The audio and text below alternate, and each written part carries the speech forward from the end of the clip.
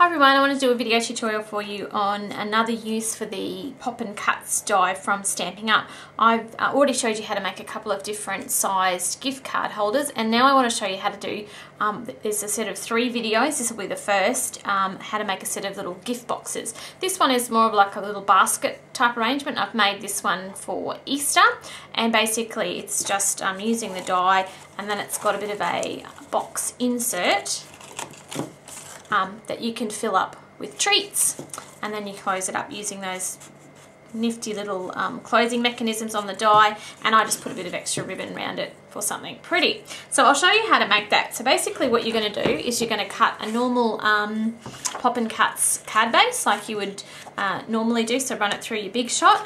I use Designer Series paper, but you can certainly use cardstock equally as well.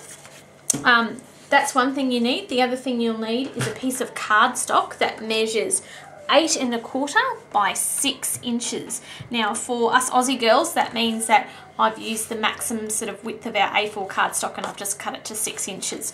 And that kind of just is how I work on those A4 bases. Now with this one, you pop it in your score tray, and on the longest edge, so on the 8 1/4 edge, you're going to score it at 2 inches. And 6 1/4 inches. Okay, then you're going to flip it to the short edge way, so this is the 6-inch way, and you're just going to score it at 2 inches, and then again at 4 inches. And that's your basic box construction. So you can put your box together basically any way you like to do it. Now I'm just going to cut down these 2 on this side, like that, flip it around to the opposite edge, and I cut both down there and there. And then on these little short edges, you're just going to make tabs that are wide enough for double-sided tape.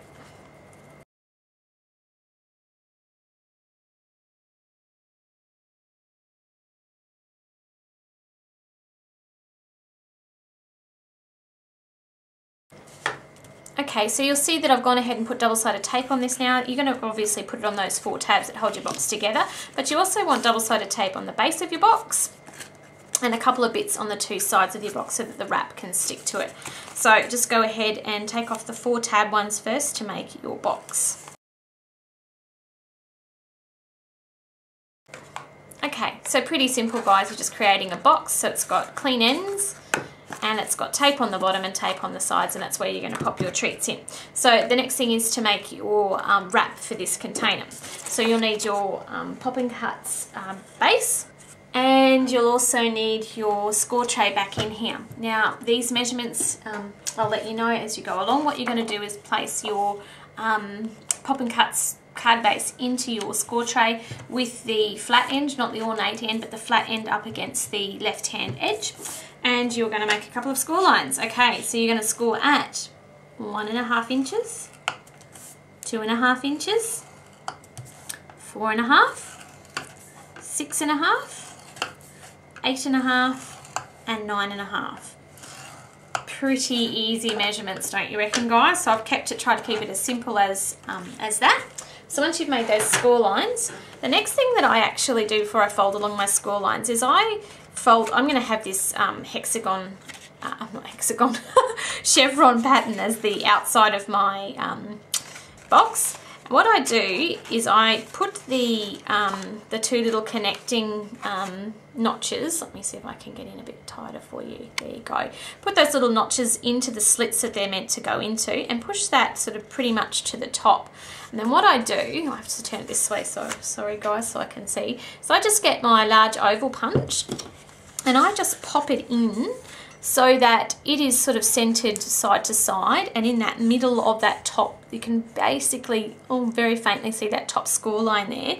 I just pop it in and punch myself a hole, sort of middle-ish, center-ish. But look, doesn't really matter. Voila, like that. Okay, so take your punch out, and that basically gives you your little loop at the top where you can put some ribbon in. So unhook it now. So now you can fold along all those score lines. Keep those ovals, you can use them for something, not sure what yet.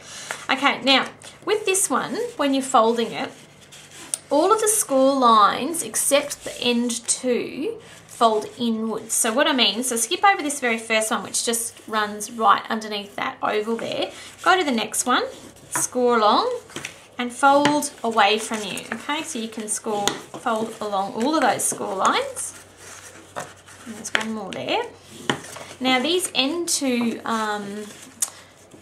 you'll see when you get up to the top bit here, they actually have to fold back the other way to give you your shape. So just crease those top two outwards. So outwards and outwards, remembering that the chevron pattern is my outside and the plain yellow is the inside of my box. So these sort of fold up like that, and what you'll notice then is when you slip your notches back into those slots and line your handle up, you're left with this carry arrangement, which hopefully, if you've done all your scoring right, your little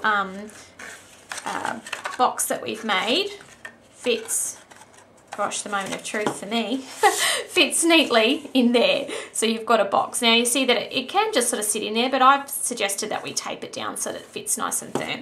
So all you have to do is I like to start with the base of my box in that middle panel, and you'll notice there's obviously a middle panel here that's a bit wider. So take off your double-sided tape and put your middle down first.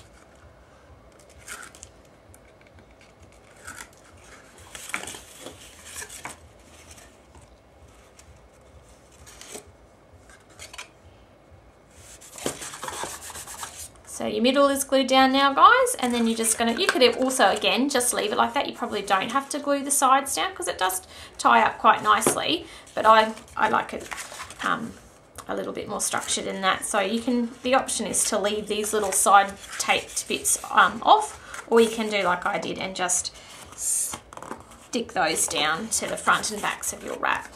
I just like it. Feels neater to me.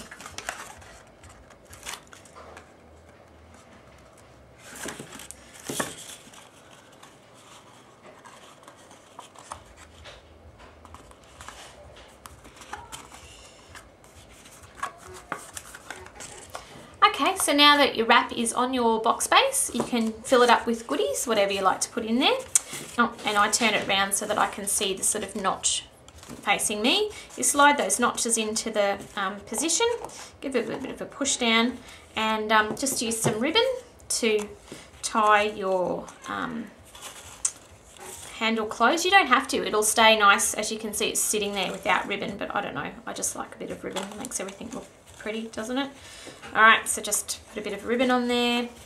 So ribbon closure. The hardest thing now, guys, is to decorate the front of your box with whatever you want to do. So I'm just going to quickly show you what I'm going to put on this one. I've just got one of the framelits that we've got. I'm going to put that as the base. And these framelits actually do fit really quite nicely on the front of the boxes. They look like they're almost made for it, which is so good. Another thing I love about Stampin' Up. Okay, and then I've just made a couple of little banners here using the Hearts of Flutter framelits. I love my framelits. I'm just going to pop that, I don't know, about there. Hoping this all comes together, guys. Then I've got a little tiny crepe filter paper flower that I've made again with flamelets. This time, oh, this little guy here from the Secret Garden crew. I just cut 8, I think, of those out of the filter paper, smudged it with a little bit of the Calypso Coral, and I'm going to use my favourite thing in the world, mini glue dots, to put this little flower on. So I'm hoping this looks all right. This is a work in progress, guys, so let's hope it comes together nicely. And then I just think one more thing, a little bow. But honestly, you can decorate these however you like. This is just something that I thought might look good for this little box. I'm not too sure. Oh well, there you go. So that's my little decoration there for the little treat box. And this is the one minus the ribbon that I pulled off that I did for Easter to put some Easter treats in. I hope you have fun with that Pop and Cuts die base, guys. It does make super little easy treat holders, so I hope you enjoy that one and love to see your recreations.